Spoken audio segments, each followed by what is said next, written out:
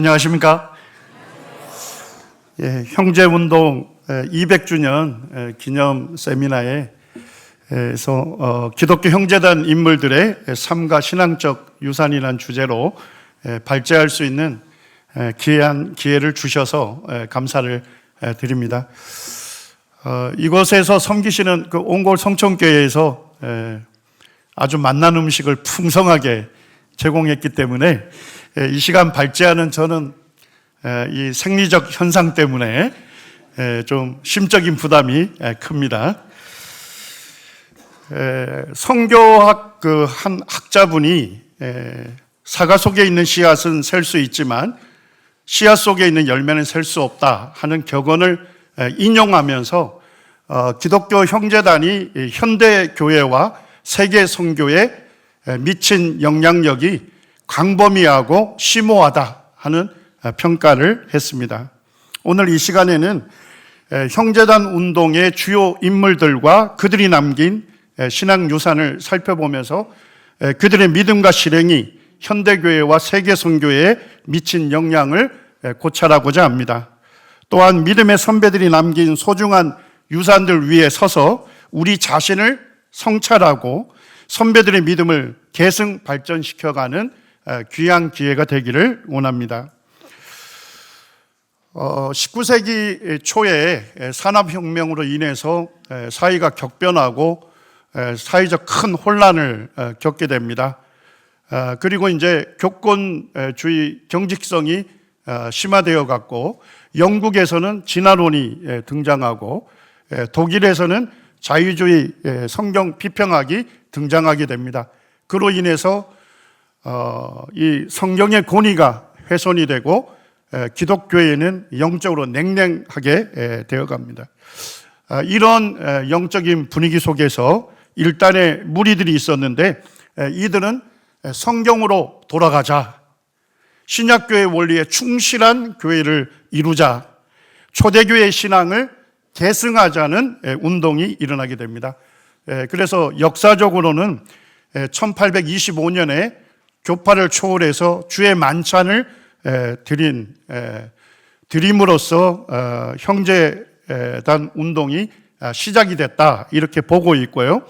1827년에는 아일랜드 더블린에서 안토니 그로버스가 형제운동의 원리를 제안함으로써 이 형제단 운동이 본격적으로 시작이 됩니다. 첫 번째 원리는 그리스도인들은 매주일 함께 주의 만찬에 참여할 자유가 있다. 두 번째는 그리스도인이라면 교파를 초월하여 그리스도 안에서 연합을 이루어야 한다.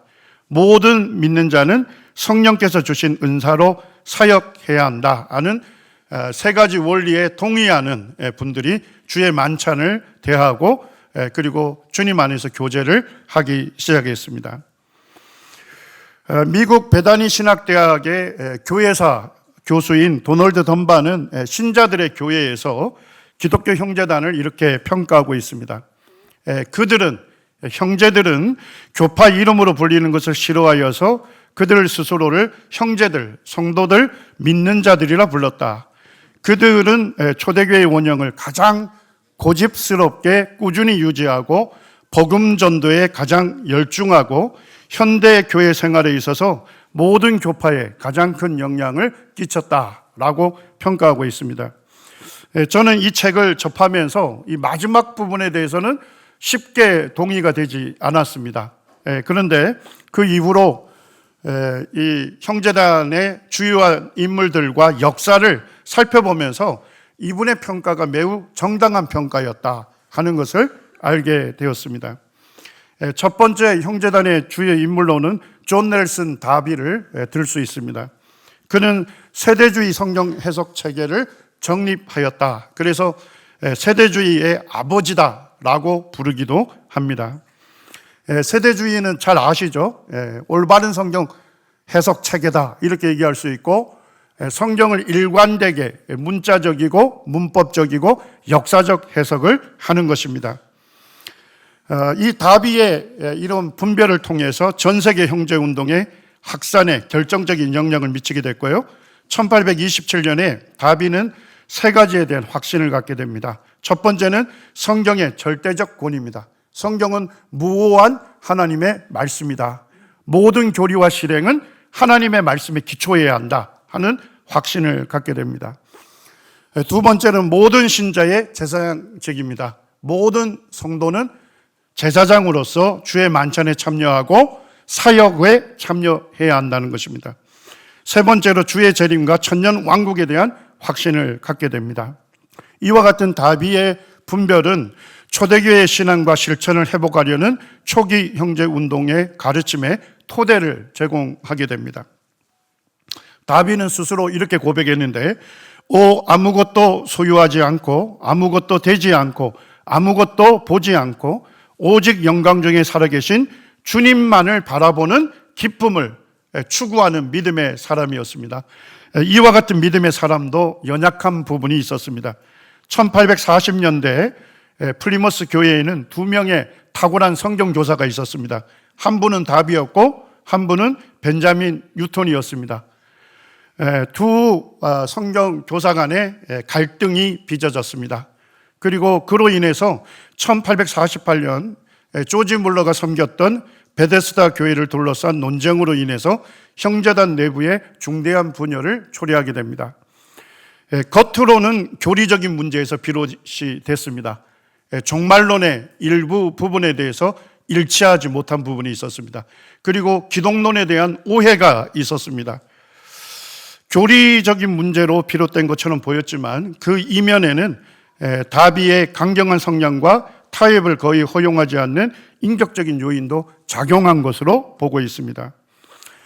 다비는 교회의 거룩함과 순수성을 지킨다는 명분 아래 오류와 연관된 해중과 교회의 교제를 엄격하게 제한해야 한다 하는 주장을 하게 됐고, 이 원칙이 이후 비개방 형제단의 핵심 정체성으로 확립이 됩니다. 그리고 이제 조지 물러라든지 로버트 체프만 형제님들 중심으로 개방 형제단이라고 부르는 그와 같은 다른 길로 가게 됩니다. 개방 형제단은 다비가 강조했던 성경 해석의 원칙들은 존중하되 복음주의 단체들, 교회들과의 교류와 선교적 협력을 중요시하며 보다 포용적인 방향으로 발전하게 됩니다. 예를 들게 되면 세계적인 전도자 빌리 그리함이 영국 도서지역과 호주에 대대적인 복음을 전할 때 개방 형제단 형제님들이 굉장한 동력과 협력을 이루게 됩니다.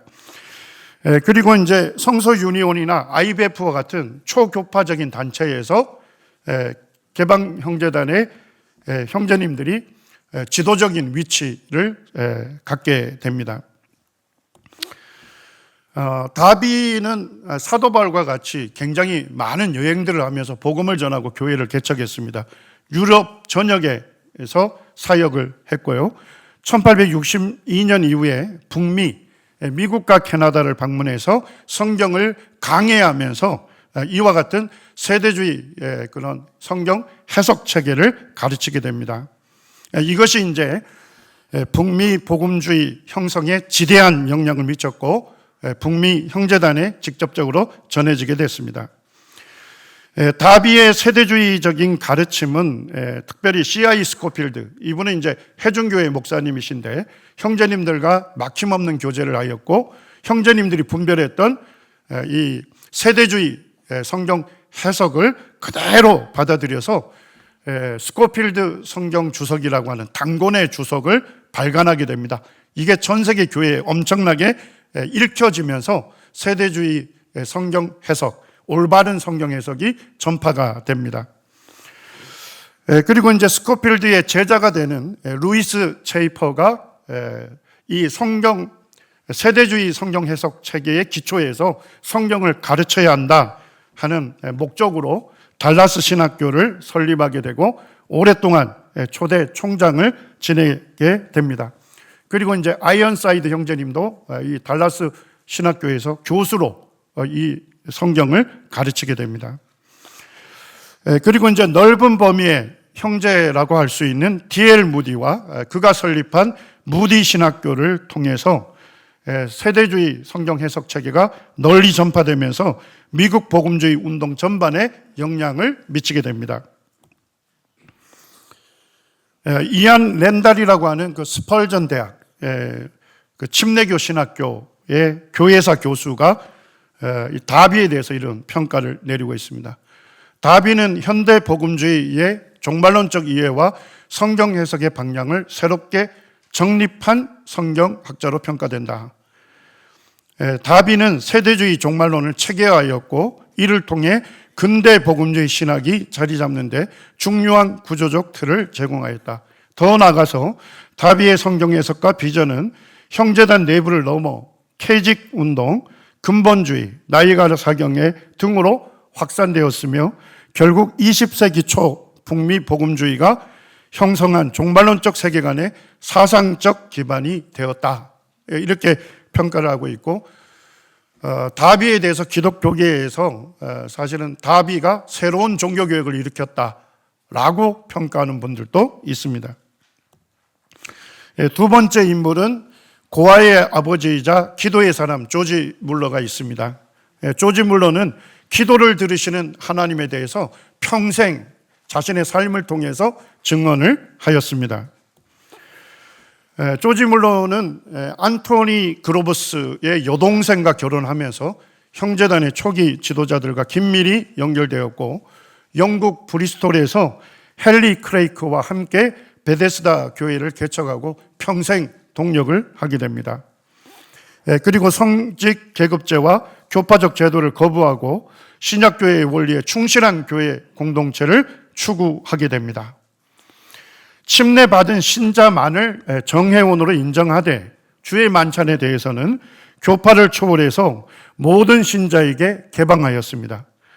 침례 여부와 관계없이 성경의 원리에 따라 사는 신자를 교제에서 배제하지 않는다는 원칙을 확립했고 복수 장로에 의한 인도를 신약교회 원리의 기본 원리로 확립을 하게 됩니다. 1834년에 성경을 보급하고 선교 지원할 목적으로 국내의 성경 지식협회를 세우게 됩니다. 그리고 사람들에게 필요를 구하지 아니하고 자발적 헌금과 기도의 응답으로만 운영했는데 우리나라 돈으로 보면 2조 원 정도, 2조 원 이상을 주님의 사역에 드리게 됐습니다. 성경 28만 권, 기독교서적 24만여 권을 20개 원으로 번역, 배포했을 뿐만 아니라 허드슨 테일러 그리고 다양한 선교 단체에 후원을 하게 됐습니다. 그리고 그 해에 브리스톨의 아실리 다운에서 첫 고아원을 설립하게 되고 그 고아들을 먹이고 입히면서 아침 식사 후에는 매일 성경 읽기와 기도의 시간을 가졌습니다. 조지 물러는 이 고아원을 설립하는 목적에 대해서 이렇게 밝히고 있습니다.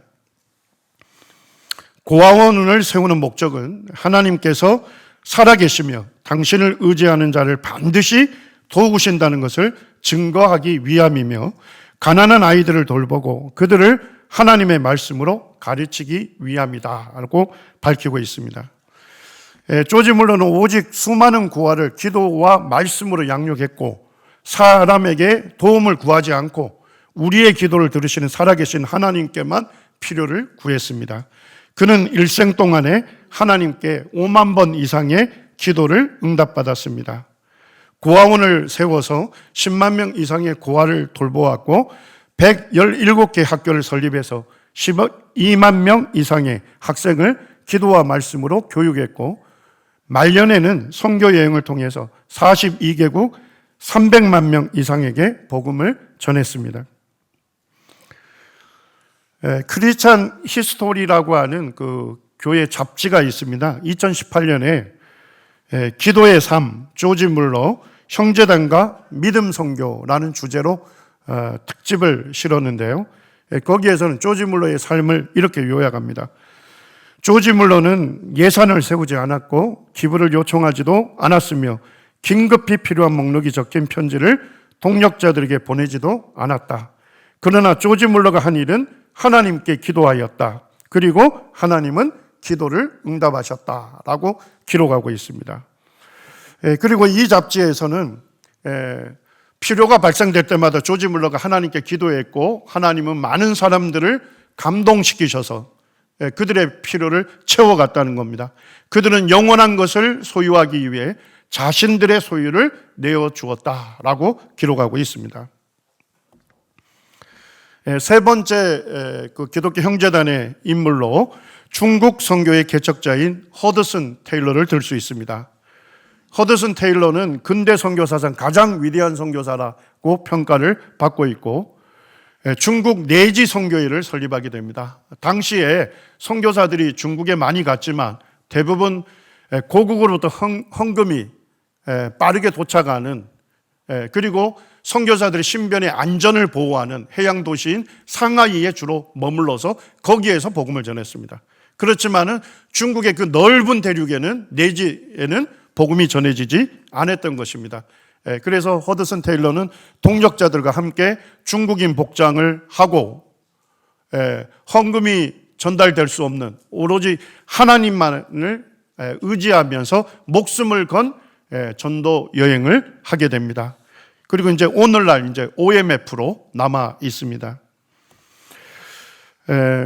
이 테일러를 믿음 선교의 아버지라고 하는데요. 믿음 선교는 주님이 그의 종들에게 어떤 일을 하라고 부르셨을 때 그 일에 필요한 재정과 자원을 주님이 여러 방법을 통해 공급하실 것이라는 믿음의 기초에서 사역하고 선교하는 활동입니다. 테일러가 소천할 당시에 800명의 선교사들과 동역하고 있었고 12만 5천 명의 중국인 성도들과 함께 주님을 섬기고 있었다고 합니다.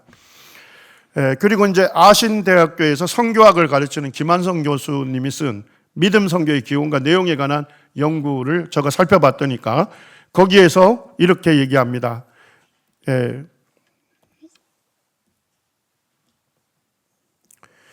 믿음 선교의 시작은 안소니 노리스 그로브스였으며 조지 물러와 허드슨 테일러가 믿음 선교를 널리 알렸으며 헨리와 페니 그레탄 기니스 부부가 믿음 선교를 확산하는 데 큰 역할을 하였다.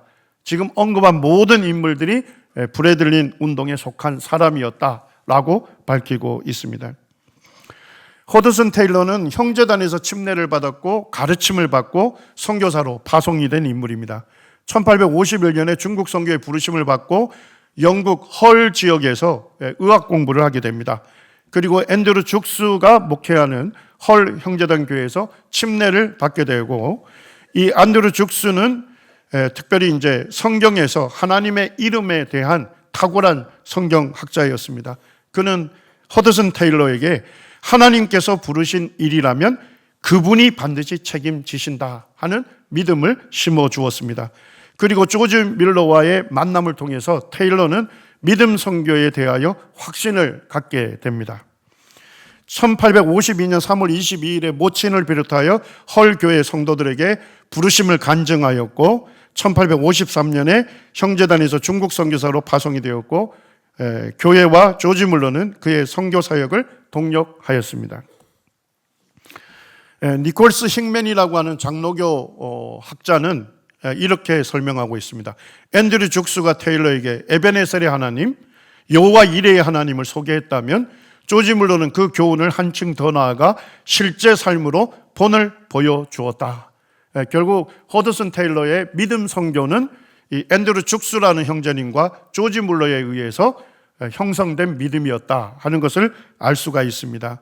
실제로 테일러는 그의 선교 사무실 벽에 에베네셀과 여호와 이레라는 중국말로 된 두 족자를 걸어 놓았고 필요가 발생될 때마다 그 족자 아래서 하나님을 의지하며 기도로 필요를 구했다고 합니다. 이 테일러가 말한 아주 믿음의 격언 중에 하나는 하나님을 의지하라. 하나님의 일을 하나님의 방법대로 행하면 하나님의 공급하심이 결코 끊이지 않을 것이다. 그 루스 터커라고 하는 켈빈 신학교에서 교회사를 가르쳤고 선교 역사 학자로 알려진 루스 터커는 이렇게 얘기합니다. 사도 바울 이후 19세기 동안 테일러만큼 넓은 비전을 가지고 체계적이며 광범위한 지역을 복음화하려 했던 선교사는 없었다. 허드슨 테일을 통해서 수많은 선교사들이 영향을 받았고 선교 후보자들이 영향을 받게 됐고 경건한 수많은 믿음의 사람들이 영향을 받게 되었습니다. 네 번째 기독교 형제단의 인물로는 20세기 복음주의 신약학의 최고의 권위자로 알려진 F.F. 브루스입니다. 19세기에 탁월한 성경학자들과 교사들을 통해서 많은 책들이 저작이 되었고 그 책들이 복음주의에 큰 영향을 주었다는 것은 다들 알고 있을 겁니다. 그런데 이와 같은 영향은 20세기에서도 계속 이어져 갔다는 것입니다. 보수 복음주의 운동의 중심에서 학문적 영향을 이어갔으며 그 대표적인 인물이 바로 F.F. 브루스였습니다. 그는 형제단 순회 전도자였던 부모 밑에서 자랐고 그 부모로부터 어린 시절에 스스로 생각하고 성경에서 확인한 것만을 교리로 삼으라고 가르침을 받았다고 그는 회상하고 있습니다. F.F. 브루스의 공식 정기를 쓴 팀 그라스는 강연에서 이렇게 얘기합니다. F.F. 브루스는 형제단 가정에서 자라나 죽을 때까지 형제단의 일원으로 남았다. 그는 일생 동안 형제단 교회의 신자였으며 그들 가운데서 설교자와 성경교사로 활동하였다라고 밝히고 있습니다. 브라이언 스탠이라고 하는 교회사 교수가 복음주의 세계학선이라는 책을 썼습니다. 거기에서 형제단에 대해서 이렇게 평가합니다.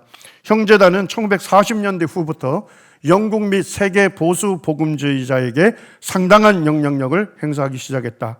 아마 다들 놀랍게도 1960년대, 70년대에 보수 복음주의가 얻은 성경에 대한 새로운 지적 확신은 형제단의 덕에 얻을 수 있었다는 것입니다. 기독교 형제단의 진빛이 어마어마하다는 것이라고 밝히고 있습니다. 형제님들은 특별히 F.F. 브루스 이외에도 많은 형제님들이 옥스퍼드대, 캠브리지대, 런던대, 셰필드대 등에서 성경을 가르치는 학자들이었습니다.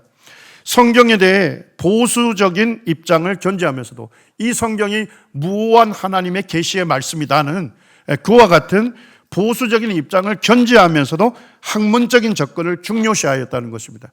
성경이 진리이기 때문에 학문적 연구 결과도 성경이 진리임을 확실하게 변증할 것이다 하는 믿음으로 연구활동을 형제님들은 했습니다. 브라이언 스탠리 교수는 형제단은 또한 전후 시대의 가장 저명한 보수 복음주의 성경학자 F.F. 브루스를 배출했다라고 하면서 F.F. 브루스는 신약 전문가로 활동했지만 리버풀 대학의 W.J. 마틴도 형제단 소속이었고 그는 구약 전문가로 활동했다 이렇게 밝히고 있습니다. F.F. 브루스는 성경에 대한 이와 같은 확신을 가졌습니다. 성경은 그 자체로 참되고 충분한 인도자이며 절대적으로 신뢰할 만한 책이며 동시에 성경이 진리를 진지하게 탐구하는 영혼을 결코 잘못된 길로 인도하지 않는다는 확신 속에서 신앙과 학문을 서로 협력하는 영역으로 바라보았습니다. F.F. 브루스는 셰필드대, 맨체스터 대학에서 성경을 가르쳤고 영국 IBF, 그 다음에 이 틴데일 성경 연구회에서 활약을 했습니다. 신약 성경의 역사성을 학문적으로 탁월하게 변증한 신약 성경 문헌 연구라는 책을 저작했고 신약 성경 외에 바울의 삶을 연구하려면 반드시 읽어야 할 책으로 평가되는 바울 신학 등을 저작했습니다. 그것 이외에도 60여 권의 주석서와 단행본을 저술했고 2,000권 정도의 서평을 기록했습니다. 탁월한 학문적 성과를 인정받아서 왕립학술원의 특별회원으로 추대되었고 구약연구협회와 신약연구협회의 회장을 역임했습니다. 팀 그라스는 F.F. 브루스에 대해서 이렇게 평가합니다. 브루스는 복음주의 신약학이 국제학계에서 진지하게 인정받는 토대를 마련한 인물로서 그 역량 자체가 하나의 시대적 전환점을 이루었다. 쉽게 말씀드리면 F.F. 브루스 이전과 이후로 나눌 수 있다. 이렇게 평가를 하고 있습니다. 다섯 번째 기독교 형제단의 주요 인물로서는 불꽃처럼 타오른 순교자 짐 엘리엇이 있습니다. 그는 1927년 10월에 미국에서 태어나서 1956년 1월 에콰도르 정글에서 28세의 나이로 생을 마감했습니다. 형제단 순회 전도자 가정에서 출생했고 그의 가정은 매일 아침 식사 후에 성경 읽기와 기도로 하루를 시작하는 경건한 분위기로 가득했다고 회상하고 있습니다. 6세에 구원받았고 10대에 자신을 구원해 주신 주님을 전하기 시작했습니다. 1945년 해외 선교를 준비하면서 기독교 명문대학인 히튼대에 입학했고 어디로 가게 될지 알지 못했지만 하나님께 자신을 드리겠다는 결단을 하게 됩니다. 그리고 이제 짐 엘리엇은 많은 신앙 서적, 특별히 정기를 많이 읽었습니다. 그가 정기를 읽고 느낀 점, 교훈받은 점을 그의 일기에 기록하고 있는데 방금 에이미 카마이클의 골드 코드를 다 읽었다. 에이미 카마이클은 조지 허드슨 테일러의 말씀을 듣고서 선교사로 헌신하였고 조지 물러와 교제하면서 믿음 선교를 하였던 선교사의 어머니라고 부르는 분입니다. 이 책이 내게 준 영향을 어떻게 말할 수 있을까? 나는 얼마나 부끄럽고 속이 빈 존재인가? 나는 그리스도를 따르며 얻은 상처가 있는가? 희생으로 흘린 눈물이 있는가? 가시밭길을 걸으신 하나님이여 자비로 나를 그 길에 참여하게 하소서. 20대 대학생 때 이와 같은 일기를 남겼습니다. 그리고 이제 우리가 잘 아는 그의 믿음의 격언을 아시죠? 영원한 것을 얻고자 영원할 수 없는 것을 버리는 자는 결코 바보가 아니다. 그는 이제 하나님께서 자신을 부르신 그 부르심, 그 소명에 자신의 삶을 드렸던 것입니다. 그는 전능자의 그늘에 읽어보게 되면 그의 일기에 이렇게 고백합니다. 하나님, 마른 막대기 같은 제 삶에 불을 붙이사 주님을 위해 온전히 소멸하게 하소서. 나의 하나님, 제 삶은 주의 것이오니 다 태워주소서. 저는 오래 사는 것을 원치 않습니다. 다만 주 예수님처럼 꽉 찬 삶을 원합니다. 오늘날 장수하는 것이 인생의 목표로 잡는 이 시대에 굉장히 도전적인 그와 같은 고백이라고 생각합니다. 그리고 이 짐 엘리엇은 부모님에게 쓴 편지가 남아있는데 거기서 이렇게 밝힙니다. 편지를 씁니다. 어머님과 아버님께 기독교가 안락한 교회 의자나 화려한 예배당 그 이상의 것이라는 사실이 얼마나 놀라운지요. 기독교는 실제이며 살아있고 매일의 경험이며 은혜에서 은혜로 나아가는 삶입니다. 그는 이제 동료들과 함께 이 선교 전진기지에서 섬기게 됩니다. 그리고 쿠라라이 강가에서 전초기지를 구축했고 한 차례 후아오라니 아우카족이라고 하죠. 남성과 우호적 접촉을 이루었고 그에게 비행기 체험을 시켜주기도 했습니다. 그러나 1956년 1월 8일 약 10명의 후아오라니 전사들의 기습 공격으로 5명의 선교사는 모두 순교했습니다. 이 순교자들 중에 3명은 기독교 형제단 출신입니다. 피터 플레이밍, 에드 맥컬리, 짐 엘리엇입니다. 남편이 순교한 후에 남편을 죽음으로 이끌었던 그 부족 사람들에게 이 짐 엘리엇의 아내인 엘리자베스가 2살 된 딸 벨러리와 함께 그 부족에게 들어갑니다. 그리고 그 부족들과 함께 살면서 복음을 전하게 됩니다. 남편을 죽인 사람들이 회심하고 교회가 세워지게 되었습니다. 마지막 기독교 형제단의 주요 인물로서는 20세기 세계적인 기독교 변증가라고 평가받고 있는 존 레녹스입니다. 지금도 살아있죠.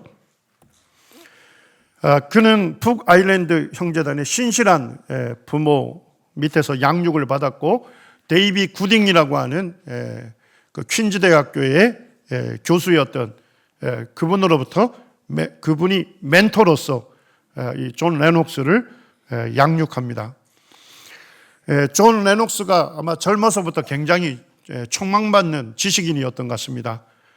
노벨상 한 수상자로부터 과학을 평생의 길로 삼고자 한다면 하나님에 대한 생각을 버려라 하는 충고를 받습니다.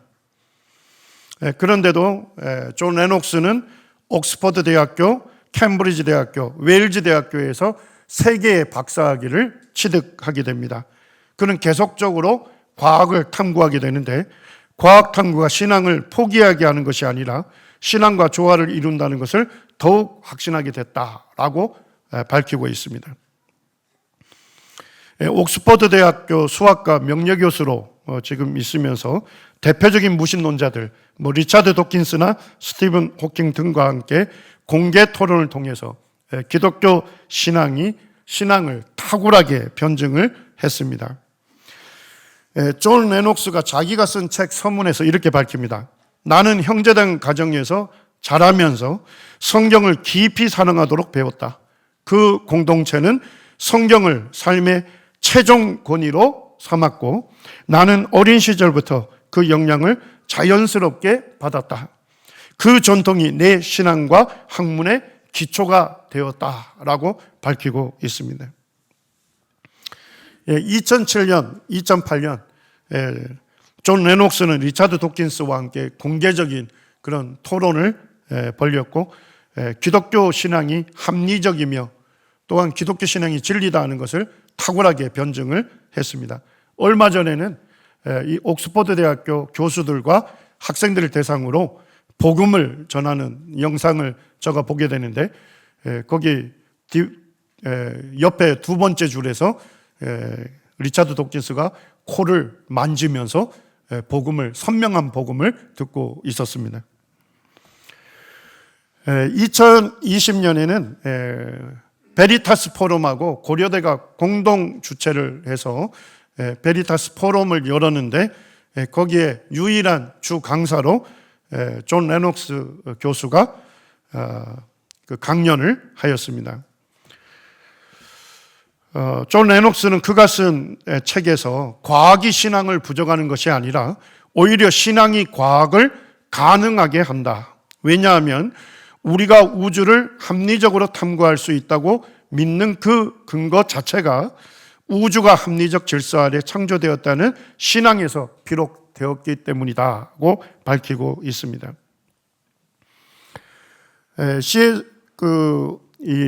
존 레녹스는 그 대학에 들어갔을 때 C.S. 루이스의 그 마지막 개설한 강의를 직접 들었다고 하는데요. 오늘날 이제 기독교계에서는 C.S. 루이스 이후 가장 영향력 있는 복음주의 변증가로 존 레녹스를 평가하고 있습니다. 올해 나온 그 일과 소명이라는 책에서 존 레녹스는 이렇게 해석하고 있습니다. 젊은 교수 시절 수학 연구로 분주한 가운데서도 주말이면 영국 전역 형제당 교회의 요청에 따라 말씀을 전하곤 했다라고 상기하고 있습니다. 2019년에는 국제형제단 수행에서 주강사로 섬겼고 작년에는 영국 그 아일랜드에서 주일학교 교사 교육의 주강사 중에 한 명으로 섬겼다 하는 이야기를 제가 직접 들은 적이 있습니다. 현재는 옥스퍼드 기독교 변증센터의 회장으로 활동하며 전 세계에서 강연과 토론을 이어가고 있습니다. 형제단의 주요 인물들을 우리가 이제 살펴봤습니다. 이 형제단의 믿음과 실행이 현대 교회와 세계 선교에 어떠한 영향을 미쳤는지 이 한 슬라이드로 살펴보기를 원합니다. 일단은 형제단은 선교사들에게 지대한 영향을 미쳤습니다. 특별히 이제 나이아가라 성경 사경회를 통해서 형제님들과 또 형제단의 세대주의 성경 해석 체계에 영향을 받은 인물들이 주요 강사로 세워지면서 올바른 성경 해석을 하다 보니까 결국 주님의 재림을 준비하자 하는 그런 운동이 확산이 되었고 복음이 들어가지 않는 민족과 나라로 복음을 전하자 하는 것이 촉발이 되게 됩니다. 그래서 전 세계에 복음을 전하는데 형제단이 사실 굉장한 기여를 하게 됐다는 것입니다. 그리고 또 형제단에서 수많은 선교사들이 배출이 됐습니다. 특별히 형제단은 파송을 한 이후에 계속적으로 선교사들하고 연락이 닿지 않고 파송한 교회와 더 이상 연락하지 않고 오로지 주님만 의지하고 주님의 공급을 받으면서 선교했던 수많은 선교사들이 있습니다. 그들은 이 선교 정식 기록에 남아있지 않습니다. 그런 걸 헤아리게 되면 어마어마한 숫자였다 하는 것을 밝히고 있고, 특별히 이제 허드슨 테일러라든지 또 안토니 그루버스라든지 이런 분들의 정기, 그들의 믿음과 삶이 수많은 선교사들과 선교 후보자들에게 지대한 영향을 미쳤습니다. 그 중에 영향을 받은 사람이 조금 전에 제가 소개했던 선교사의 어머니라고 불리는 에이미 카마이클도 허드슨 테일러의 말씀을 캐직 사경에서 듣고서 선교사로 헌신합니다. 그리고 몸이 매우 연약한 여자여서 선교사로서 부적당하다는 판단을 받았음에도 불구하고 하나님께 받은 소명을 따라 인도에 가서 힌두교 사원에서 버려진 그 아이들, 성매매 그와 같은 어려운 아이들을, 소녀들을 받아들여서 그들을 먹이고 입히고 성경을 가르치기 시작했습니다. 그리고 캐직 사경에 오늘날까지도 이제 이어지는 경건주의 운동이지 않습니까? 그런데 캐직 사경회가 시작할 때 우리 형제님들이 주요 강사들이었습니다. 허드슨 테일러나 조지 물러, 그 이외에 많은 형제님들이 캐직 사경회에서 말씀을 강연했습니다. 그리고 이 캐직 사경회에서는 세대주의 그런 성경 해석 체계의 영향을 받아서 이 성경의 절대적인 권위를 인정하고 성화의 삶을 살아야 한다 하는 것이 영향을 주게 되었습니다. 그리고 나이아가라 사경회에 지대한 영향을 주었고, 이 나이아가라 사경회를 통해서 미국의 근본주의가 체계적으로 형성이 되게 됩니다. 역사가 조지 마스터는 이렇게 평가합니다. 나이아가라 사경회는 미국 근본주의의 교리적 표준을 제공한 모체가 되었고, 이 표준의 상당 부분이 형제단에서 발전한 신학, 특히 세대주의 성경 무오론에 기반한다라고 밝히고 있습니다. 그리고 교회사가 브라이언 스탠리는 보수 복음주의가 누리게 된 새로운 지적 자신감은 형제단에게 지고 있는 빚이 크다라고 밝히고 있습니다. 그리고 현대 복음주의 형성의 선구자라고 여기는 제임스 패커를 아시죠? 제임스 패커는 영국 성공회 출신의 신학자였지만 대학 시절 IBF에 참여하게 됩니다. 그리고 IBF의 리더들이 형제님들이었습니다. 그래서 형제님들의 영향을 받고 대학 시절 4년 동안 제임스 스트리트 교회, 형제단 교회에서 주님을 섬기게 됩니다. 그리고 1979년에 캐나다 밴쿠버 형제단과 또 FF 브루스가 협력해서 리젠트 칼리지라는 대학을 설립하게 되죠. 미국의 복음주의의 학문적인 최대 기관이란다면 달라스 신학교를 꼽을 수 있고, 캐나다의 복음주의 학문적인 최대의 기관으로 리젠트 칼리지를 꼽을 수 있습니다. 거기에 79년부터 교수로, 그리고 평생 주님의 부르심을 받을 때까지 이곳에서 성경을 가르치게 됩니다. 우리 형제님들이 예전에 그 형제단의 역사를 조명할 때 그때 이제 논문들을 보게 되면 거기 논문 지도교수가 리젠트 칼리지, 밑에는 J.I. 페이커가 지도교수로 논문을 지도한 것을 볼 수 있습니다. 제임스 패커는 2000년에 한국을 방문했고, 그때 빛과 소금지에서 현대 복음주의에 대해서 평가해 달라는 요청, 질문을 받습니다. 그때 이렇게 얘기를 합니다. 교단의 측면에서 보면 어떤 교단에는 복음주의자들이 일부 존재하지만 기독교 형제단 교회는 전체가 복음주의자입니다. 그들은 항상 복음주의였습니다. 그래서 이 제임스 패커의 정기에도 보게 되면 제임스 패커가 이 성경의 절대적인 권위를 두고 그리고 이 성경을 집중적으로 연구했던 형제단의 영향을 받았다라고 정기에도 기록이 되어 있고, 그는 사실 형제단이 세운 리젠트 칼리지에서 마지막 인생까지 성경을 가르치게 됩니다. 히브리서 13장 7절 8절을 제가 읽어드리겠습니다. 하나님의 말씀을 너희에게 일러주고 너희를 인도하던 자들을 생각하며 그들의 행실의 결말을 주의하여 보고 그들의 믿음을 본받으라고 우리에게 권면을 합니다. 하나님의 말씀을 너희에게 일러주고 가르쳐 주었고 너희를 인도하던 자들을 생각하라는 것입니다. 기억하라는 것입니다. 그리고 그들의 행실의 결말을 주의하여 보라는 것입니다. 그들이 어떻게 살다가 주님의 부르심을 받았는지를 잘 살펴보라는 것입니다. 그리고 그들의 믿음을 본받으라고 성경은 권면하고 있습니다. 예수 그리스도는 어제나 오늘이나 영원토록 동일하신 분이시죠. 선배들의 믿음을 본받는다면 오늘날 우리에게도 똑같이 역사해 주시겠다고 주님께서 약속하고 있습니다. 그래서 이번 세미나가 기독교 형제단에 속하다는 자긍심에서 그치지 아니하고 이 형제님들의 믿음과 실행을 우리가 잘 살펴서 신약교회의 충실한 교회, 주님 기뻐하시는 교회를 계속 이루어가고 선배들의 믿음을 계승 발전시켜서 오늘날 우리도 하나님의 역사를 경험하는 그리고 하나님의 쓰임을 받는 교회로 성도들로 세워져 갔으면 좋겠습니다. 이상입니다.